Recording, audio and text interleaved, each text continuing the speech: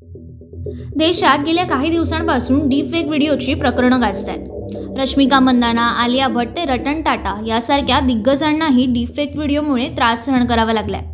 त्यात आता सचिन तेंडुलकरचा एक डीपफेक व्हिडिओ सोशल मीडियावर प्रचंड व्हायरल होतोय। या फेक व्हिडिओमध्ये सचिन तेंडुलकर एका मोबाईल गेमिंगचं प्रमोशन करताना दिसतोय, तसेच युजर्सना झटपट पैसा कमवण्याचा मार्ग सांगत आहे।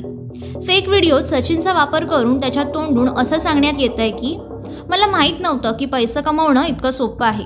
माझी मुलगी या प्लॅटफॉर्मचा वापर करते।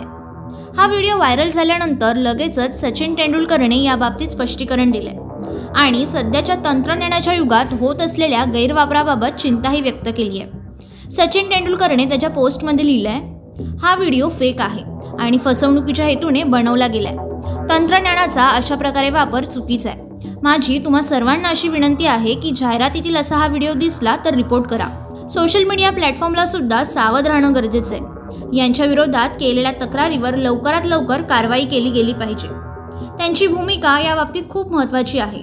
त्यामुळे चुकीच्या सूचना आणि बातम्यांवर रोख घेता येईल आणि डीपफेकचा गैरवापर संपुष्टात येईल।